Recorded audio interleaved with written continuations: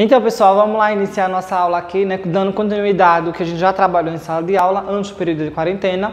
Lembrando que nós já iniciamos o capítulo 4, né, que é o mundo globalizado, né, logo após a Guerra Fria. Nós temos aí, então, um mundo todo homogeneizado. Com isso aí, né, nós vamos trabalhar, nós vamos terminar o capítulo 4, posteriormente as atividades vão vir logo após o final do capítulo. Certo? O que é que nós já vimos aí, né? Vamos revisando. O que é que nós vimos? Nós vimos ao fim da Guerra Fria, que foi em 1991, tivemos aquele grande período aí marcado com o período da Guerra Fria, que foi entre o ano de 1945 até 1991. Esse período aí é marcado por uma guerra, digamos que uma guerra ideológica, né? Esse período aí vai vir de 1945 até 1991, a disputa ideológica entre os Estados Unidos, que era o bloco capitalista, né? E a União Soviética, que é o bloco socialista. Com isso aí, nós temos a divisão do mundo em duas partes, o mundo oriental e o mundo ocidental, tá? Esse mundo aí, ele ficou chamado de mundo bipolar, devido a esses dois grandes polos de economia mundial.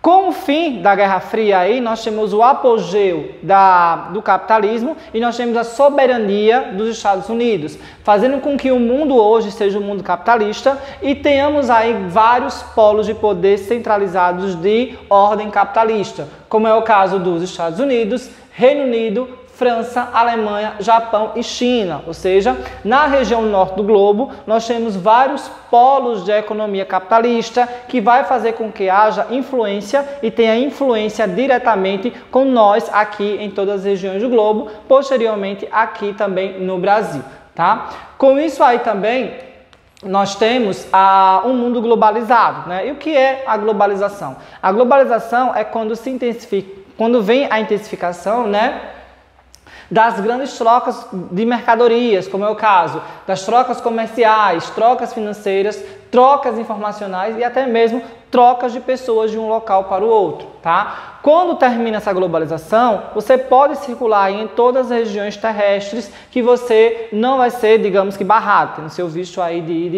e vinda. Certo? O mundo globalizado ele vai ser totalmente classificado como um mundo um só, chamado também de aldeia global, no qual a pessoa está inserido em todas as regiões do globo, através de seu tablet, através de seu computador, entre outros. Certo? Através mesmo dessa aula aqui em EAD, né? No qual só foi posteriormente digamos que introduzida, né, graças à globalização, que é o quê? A intensificação dessa grande tecnologia que atualmente nós utilizamos, tá? Então nós temos esse mundo globalizado. Com isso aí, né, mas esse mundo globalizado ele surge quando? Será que é uma coisa atual? Será que a globalização ela é do século XXI? Não. Como nós vimos, a globalização ela tem um início lá nas grandes navegações no século XV, século XVI. Como houve isso aí? O que é a globalização? Não é uma troca de informações, troca de mercadorias? No século XVI, no século XV e XVI, o que houve? Houve as grandes navegações. Quando o europeu ele sai lá da sua região, né, da Europa, e ele começa então a descobrir novas regiões, como é o caso aqui da América. E ele começa a ter trocas de mercadorias entre os indígenas. No caso, eles vêm aqui, exploram, retiram todas as nossas riquezas e levam lá para aquelas regiões europeias. Eles conhecem novas culturas, né, novas pessoas, novas culturas. Então, as grandes navegações, ela vai ser o início dessa era chamada globalização. E com o passar do tempo, nessa globalização, ela vai ter os seus estágios, que vão ser a partir das industrializações, entre outros, tá? Mas nós temos aí o início, as grandes navegações, no século XV. Passando alguns séculos aí, nós temos o século XX, quando vem aí os avanços dos meios de comunicação e dos meios de transporte. Nós temos aí antes do século XX, século XVIII, com a primeira Revolução Industrial. Com essa Revolução Industrial aí, houve um avanço nos meios de transporte, já que houve o desenvolvimento da Maria-Fumaça, né, que é aquele trem movido a vapor, e também as comunicações. Houve aí o desenvolvimento do telefone, o desenvolvimento aí do rádio, no qual aproximam as pessoas e encurtam as distâncias. Então nós temos uma diminuição das distâncias e um encurtamento da comunicação entre as pessoas, certo? Com isso aí também leva outro estágio da globalização. Na terceira revolução industrial, o que é que nós temos aí? Lembrando que a terceira revolução industrial, como nós vimos aí, ela vai ocorrer logo no início aí da chamada Guerra Fria. Por quê? A terceira revolução industrial foi quando houve a evolução, né, do meio técnico científico informacional. O que é isso? Né? Vamos lá, lembrando, revisando, aliás. Em 1950, no período da Guerra Fria, Estados Unidos e União Soviética estavam brigando para saber quem era a maior potência econômica mundial, tanto econômica como militar, como também tecnológica. Nesse período aí, a União Soviética e os Estados Unidos começaram a desenvolver grandes tecnologias, como é o caso de foguetes, satélite e entre outros. Com essa revolução tecnológica aí, aumentou e desenvolveu mais ainda os níveis tecnológicos, como é o caso aí, os robôs começam a ser produzidos, começa a ser produzidos satélites para receber informações captadas aí de superfície terrestre. Então a terceira revolução industrial, que é chamada Revolução Técnico-Científico Informacional, ela foi de suma importância para o desenvolvimento aí da tecnologia no qual utilizamos hoje, como por exemplo, trocas de mercadorias. Eu posso comprar uma mercadoria online sem precisar sair de casa. Essa mercadoria, ela pode ser comprada nos Estados Unidos, pode ser comprada na China. Eu posso utilizar aí trocas financeiras, como é o caso do cartão de crédito. Eu não tenho o dinheiro que é o dólar, não tenho um dinheiro chinês, né? Mas eu posso aí converter o meu dinheiro para que ele seja um dinheiro para comprar essas mercadorias.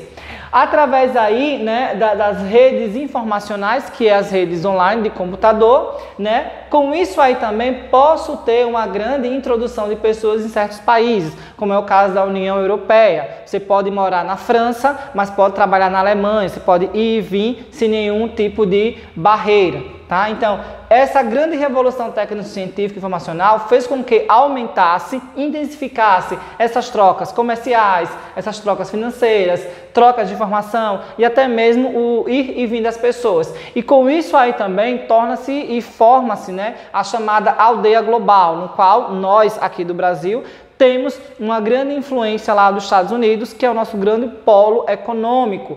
Por exemplo, os filmes que são produzidos na Netflix, diretamente lá dos Estados Unidos, as músicas que são assistidas, os vestimentas, os calçados, tudo isso aí nós temos um grande aparato, né, vem lá dos Estados Unidos. Continuando aí, né, nós temos 3 tipos de agentes da globalização. Quem são esses agentes aí? Também nós vimos, né, lá na sala de aula que esses agentes aí são 3 que vão fazer com que haja uma grande evolução dessa globalização. Como, por exemplo, aí as chamadas empresas multinacionais. E o que são empresas multinacionais, né? O que são elas? São empresas que foram desenvolvidas em países centrais, que são chamados países superdesenvolvidos, como é o caso aqui da Microsoft, como é o caso aqui da Apple. São indústrias aí que possuem a sua sede financeira, tecnológica em países superdesenvolvidos, países ricos. E são indústrias aí, são empresas que estão automaticamente em países menos desenvolvidos, como é o caso aí do Brasil. Mas para que isso aí? Qual é a possibilidade que nós temos com isso aí, né? Os Estados Unidos, vamos pegar por exemplo os Estados Unidos. Os Estados Unidos, ele vai abrir uma indústria aqui no Brasil, né, da Microsoft ou da Apple. Por que ele vai abrir uma indústria aqui no Brasil, né, da fabricação desses telefones? Porque aqui é bem mais barato a mão de obra, aqui no Brasil vai ser bem mais barato a matéria-prima, aqui no Brasil vai ser bem mais barato os impostos que eles vão pagar com relação aos Estados Unidos. Ou seja, ele vai baratear o produto, né, e aumentar a sua linha de produção. Com isso aí, o que é que nós vamos ter? Nós vamos ter a tecnologia americana, né, já que vem da sua sede. A tecnologia vai ser de ponta, a tecnologia americana, mas a mão de obra vai ser a mão de obra brasileira. Esse produto vai ser barato? Não. Continua com um preço elevado, né, como existe, o preço super elevado, porém o lucro maior, né, vai ser para onde? Para essas empresas multinacionais. E essas empresas aí, com um grande lucro, não vai ficar no Brasil, já que a sua sede fica nos países desenvolvidos. A maior parte do lucro aí vai ser voltada para os países desenvolvidos. E o Brasil fica com o quê? Fica apenas com alguns impostos que vai ser pago, fica com o dinheiro pago pela essa mão de obra, né, que são os salários, entre outros. Ou seja, as empresas multinacionais são empresas que entram nos países menos desenvolvidos para buscar apenas para baratear o seu produto final, né, e aumentar esse custo final, tá? Ou seja, ele diminui a sua produção, o preço da produção, né? Vai ser bem barato produzir um telefone, produzir um computador da Apple aqui no Brasil, porém continua com um preço bastante elevado, né? Porque o principal, no caso, objetivo é retirar grandes quantidades de dinheiro, grandes quantidades de lucro. Então, essas são chamadas empresas multinacionais, que também pode ser chamada de empresas transnacionais. São empresas que vêm de fora para entrar em um país menos desenvolvido. Continuando aqui, nós temos as chamadas organizações supranacionais. Quem são elas? São organizações mundialmente conhecidas, no qual elas não possuem dono, ou seja, elas não são de um país só. São organizações independentes que, posteriormente, elas ajudam economicamente esses países caso ele entre em algum tipo de crise econômica, crise financeira, tá? São chamados supranacionais, né, como já foi dito, elas não possuem dono, não possuem nenhum país como dono daquele local ali. A primeira é chamada de FMI, ou seja, o Fundo Monetário Internacional. O que é o FMI? O FMI é um banco mundial no qual ele empresta dinheiro aos países para saírem de uma crise econômica, ou os países que não estão tendo aí condições de pagar a sua dívida externa. Tem país, né, como é o caso do Brasil, que já pediu dinheiro ao FMI devido a grandes quantidades de crise econômica que ele já tem enfrentado aí. Só que esse dinheiro que o FMI ele vai emprestar para o Brasil, ele possui possui os juros muito altos e alguns países não conseguem pagar esses juros, ficando essa dívida externa, né, como é chamada, grande anualmente. Tá? Então nós temos o FMI como um banco aí fomentador de empréstimo para os países caso eles entrem em alguma crise financeira, alguma crise mundial. Nós temos também o chamado Banco Mundial, tá? Ou o BIRD, como era chamado. Esse Banco Mundial aí, ele foi desenvolvido no período aí da Segunda Guerra Mundial, e esse Banco Mundial, ele ajudava os países capitalistas na sua reconstrução, ou seja, se um país entrar na Segunda Guerra Mundial fosse destruído, ele podia pedir, sendo capitalista, né? Ele poderia pedir dinheiro emprestado ao Banco Mundial com os juros bem mais baixos, e esse Banco Mundial ia fomentar o desenvolvimento daqueles países, certo? Lembrando aí que o Banco Mundial ainda hoje empresta dinheiro a alguns países, porém ele não pega essa questão da crise econômica. O Banco Mundial, né, ele só empresta dinheiro aos países se for com relação ao desenvolvimento educacional, desenvolvimento da saúde, desenvolvimento aí de outros setores da economia, menos crise financeira. Crise financeira tem que pedir dinheiro emprestado ao FMI, e outros tipos aí de desenvolvimento econômico pede aí dinheiro emprestado ao Banco Mundial. E também nós temos o chamado Organização Mundial do Comércio, OMC, também conhecida. E o que é isso? É uma organização também supranacional que faz com que haja uma regulamentação do comércio mundial, ou seja, os países eles têm como um órgão fiscalizador nas suas trocas comerciais a OMC. Lembrando também que nem todos os países fazem parte da OMC. Certo? O Brasil faz parte da OMC, então essa Organização Mundial do Comércio, ela é como se fosse um agente fiscalizador das trocas comerciais, exportação e importação, para que não haja aí uma diferenciação de valores, para que não haja aí trabalho escravo, para que as organizações, as multinacionais, as empresas cumpram aí com as suas leis trabalhistas, entre outros. Então, essas três organizações supranacionais, elas são organizações que ajudam os países a desenvolver economicamente e faz parte, no caso, dos chamados agentes da globalização. Por último aí, né, nós temos os blocos econômicos, também são chamados de agentes da globalização, né? Aqui nós temos os principais blocos econômicos, que é o APEC, né? O NAFTA, o Mercosul e a União Europeia. Só que esses blocos econômicos, eles possuem características diferenciadas. Ou seja, a União Europeia possui diferença da APEC. A APEC é diferente do NAFTA, o NAFTA é diferente do Mercosul. E o que é que vai diferenciar cada um deles aqui? As suas características, né? Cada característica dessa vai ser própria de um desses blocos econômicos. Uma ou duas características em comum. Vamos saber então como é essas características aí.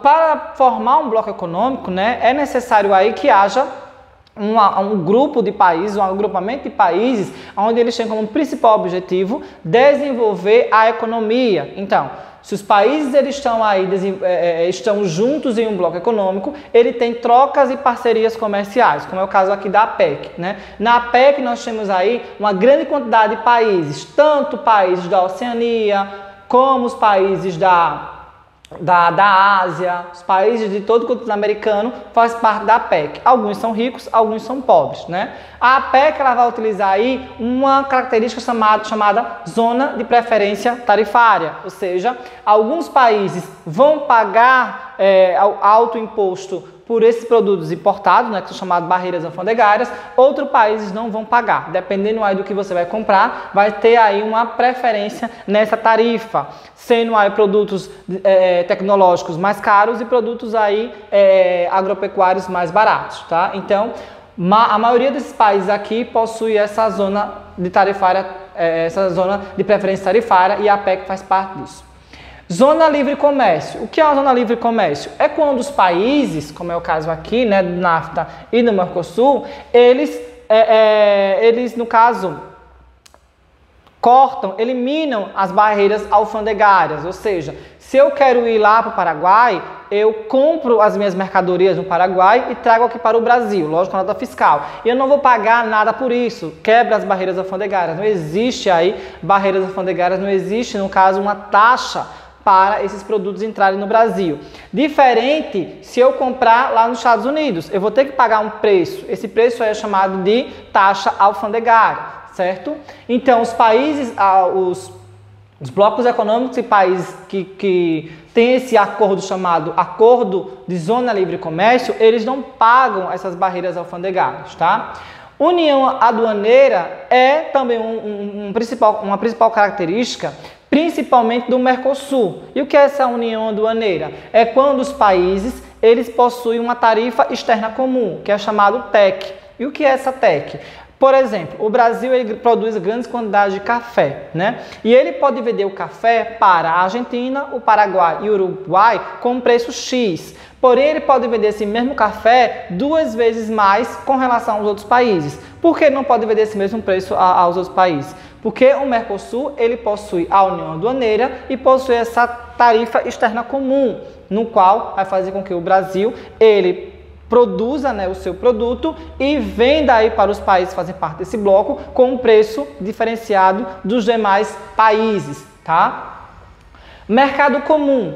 O mercado comum é quando há uma troca de mercadorias e também quando há a circulação de pessoas em um bloco econômico, sem nenhum tipo de restrição de ida e vinda, como é o caso da União Europeia, né? Na União Europeia, os alemães podem circular livremente na França, podem circular livremente na Espanha, em Portugal, já que eles não têm uma barreira, né, física e nenhuma barreira aí, digamos que ideológica para fazer esse impedimento, já que eles têm aí um cartãozinho, né, que é chamado de igual o RG nosso, e ele vai fazer essa circulação de pessoas, tá? Esse mercado comum vai ser eliminado as barreiras alfandegárias e vai ser também eliminado as barreiras de ida e vinda da população. Só quem possui, no caso aqui, é a União Europeia e o Mercosul, tá? Esses dois aqui, eles possuem essas características de circulação de pessoas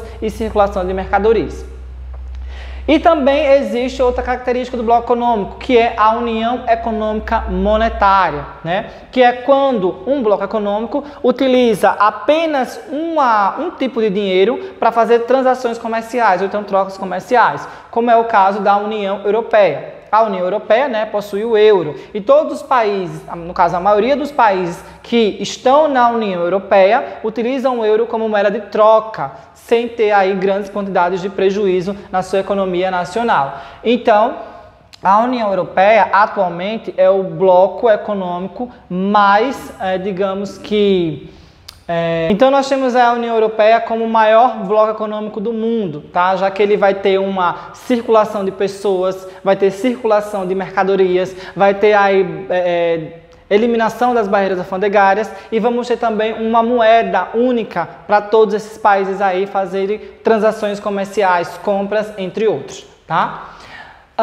E como é que surge então essa União Europeia, né? Como surge esse grande conjunto de países aí, que atualmente tem 28 países, certo? Como é que vai surgir então essa chamada União Europeia? Aliás, 28 não, porque o Reino Unido saiu, né? Hoje tem 27 países, tá? Devido à saída do Reino Unido esse ano passado, perdão. O que é que nós temos aí, né? A União Europeia, ela vai surgir logo após o período chamado Guerra Fria. Aliás, no período chamado Guerra Fria, que é a Segunda Guerra Mundial, logo após a Segunda Guerra Mundial, tá? Em 1948, surge então um grupo de países denominado de Bélgica, Holanda e Luxemburgo. Esses três países aqui, eles não fazem parte nem da Primeira e nem da Segunda Guerra Mundial. Eles ficam, no caso, neutros. Então, eles vão entrar em contato uns com os outros e eles vão começar a trocar mercadorias, comprar mercadorias de um dos outros. Esse primeiro estágio aí da União Europeia é chamado de Benelux, que são as iniciais dos três países aqui, ó, Bélgica, Holanda e Luxemburgo. Lembrando aqui que a Holanda, né, ela vai estar no inglês, ela possui o nome em inglês, esqueci qual é o nome. Possui aí o nome em inglês, certo? Logo após aí, em 1952, vendo que deu certo, né, o Benelux, Bélgica, Holanda e Luxemburgo, deu certo, eles conseguem aí um grande desenvolvimento econômico nesses países. Lembrando aí também que em 1952 outros países europeus estão se recuperando da Segunda Guerra Mundial, né? E eles também querem fazer parte desse Benelux, fazer trocas comerciais. Então surge a Comunidade Econômica do Carvão e do Aço, denominada de CECA, em 1952. Quem são esses aí? A CECA é o conjunto de países que vão entrar, os três do Benelux, mais a França, a Itália e a Alemanha Ocidental, né? Por que a Alemanha Ocidental? Porque nessa época aqui, a Alemanha, época essa, Guerra Fria, né? A Alemanha estava dividida em duas, a Alemanha Ocidental capitalista e a Alemanha Oriental socialista. Então, quando o Benelux, quando Bélgica, Holanda e Luxemburgo juntam-se parcerias comerciais com França, Itália e a Alemanha Oriental, começam então a desenvolver as trocas comerciais com relação ao desenvolvimento das indústrias, principalmente do setor do carvão e do aço, que são as principais matérias-primas para desenvolver as indústrias daquela época. Vendo isso aí, né, os outros países da União Europeia começaram a desenvolver e a perceber que existe sim uma possibilidade desses países crescerem economicamente mais. Ou seja, em 1957, esqueci de colocar a data, em 1957 surge, no caso, o Mercado Comum Europeu. E o que é o Mercado Comum Europeu? É o terceiro estágio da União Europeia, no qual vem os 6 países do CECA, né, mais Reino Unido, Irlanda, Dinamarca, Grécia, Portugal e Espanha. Nesse período aí é chamado de Europa dos 12, que são as 12 economias mais fortes da Europa naquela época, estão começando a desenvolver a economia. Logo após a Guerra Fria, em 1992, é assinado o Tratado de Maastricht, no qual eles vão fazer a adoção da moeda única, que é chamado de euro. Inicialmente, o euro ele vai entrar como uma moeda online, igual ao Bitcoin. Você só pode fazer transações online utilizando o euro, até o ano 2002, aliás. O euro ele surge, então, em 1992, né, assinado no Tratado de Maastricht, certo? É assinado aí a União Europeia, começa a aparecer então como União Europeia, o nome desse conjunto de países. O euro começa a ser desenvolvido em 1999, através de compras online, como é chamado hoje de Bitcoin, tá? E em 2002 o euro começa a passar e a ser impresso como papel.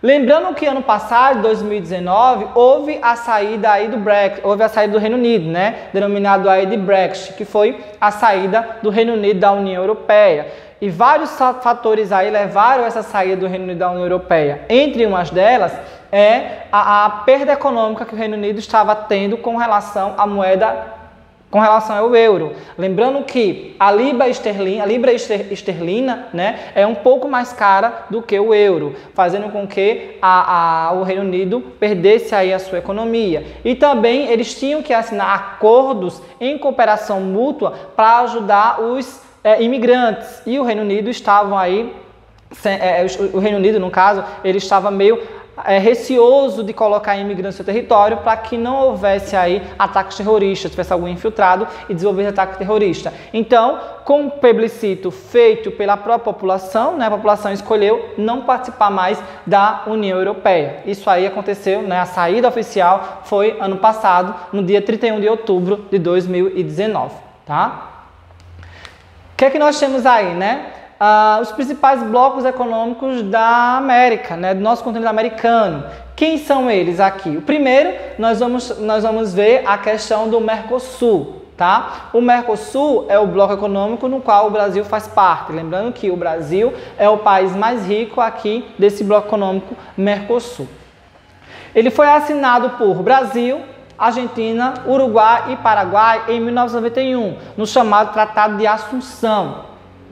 Em 1994, esse grupo de países aqui, chamado Mercosul, ele aderiu à TEC, que é a Tarifa Externa Comum, fazendo com que esses países possuam as suas mercadorias sendo vendidas com preço igualitário para cada um deles. Okay? A Venezuela, ela faz parte do Mercosul, fazia até o ano 2012, mas ela foi retirada devido à sua crise democrática que existe naquela região. Então, de 2012 até 2020, a Venezuela ela está suspensa desse bloco econômico aqui, mas ela foi, né, introduzida ao Mercosul em 2002, tá?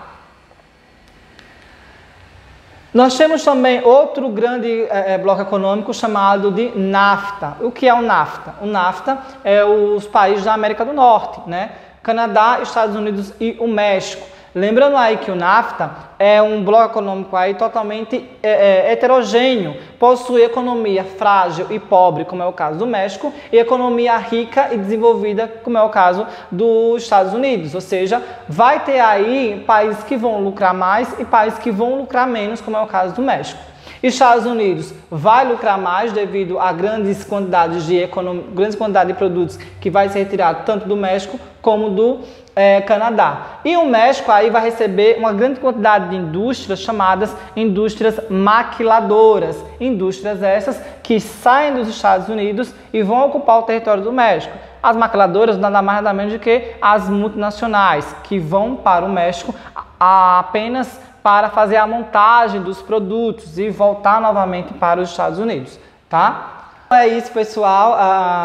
No final do capítulo aí vocês têm, aliás, no capítulo tem atividades para ser feitas, que são as atividades de sala. No final do capítulo nós temos as atividades finais, né, como uma revisão. E na próxima a gente vê aí o capítulo 5 como a continuação do livro 1, tá? Até mais.